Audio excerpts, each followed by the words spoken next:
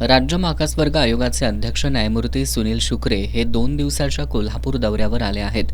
यावेळी शासकीय विश्रामगृहावर सकल मराठा समाजाच्या शिष्टमंडळानं त्यांची भेट घेतली. इतर मागासवर्गीय जातींच्या सूचीचं दर 10 वर्षांनी पुनरावलोकन करावं असं नमूद आहे.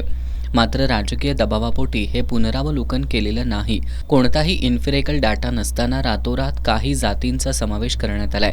त्यामुळे कायद्याप्रमाणे राज्य मागासवर्ग आयोगानं इतर मागासवर्गाच्या यादीचं पुनरावलोकन करावं अशी मागणी यावेळी राज्य मागासवर्ग आयोगाचे अध्यक्ष न्यायमूर्ती सुनील शुक्रे यांच्याकडे सकल मराठा समाजानं केली आहे. यावेळी बोलताना ॲडव्होकेट अनिल घाटगे यांनी मराठा समाजाच्या आरक्षणाबाबत भूमिका मांडली. त्यानंतर ॲडव्होकेट बाबा इंदुलकर यांनी पुनरावलोकनमधून ज्या जाती आता इतर मागासवर्गात राहिल्या नाहीत त्यांना या सूचीतून वगळावं आणि ज्या अद्याप इतर मागासवर्गात आहेत त्यांचा समावेश करण्यात यावा असं नमूद असल्याचं ॲडव्होकेट बाबा इंदुलकर यांनी सांगितलं. इतर मागासवर्ग सूचीतील प्रगत जातींना वगळणं आणि अप्रगत जातींचा यामध्ये समाविष्ट करणं हाच मराठा आरक्षणाचा एकमेव उपाय आहे. त्यामुळे आपण पुनरावलोकनाची कार्यवाही करावी, अन्यथा मराठा समाजाला आयोगाच्या विरोधात आंदोलन करावं लागेल असा इशारा यावेळी देण्यात आला.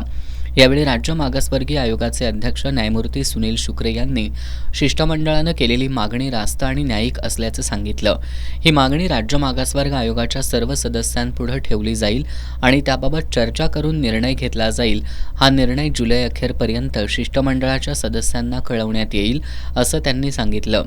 यावेळी माजी नगरसेवक अनिल कदम, दिलीप देसाई, महादेव पाटील, सुशील भांदिगरे, संदीप देसाई आदी उपस्थित होते.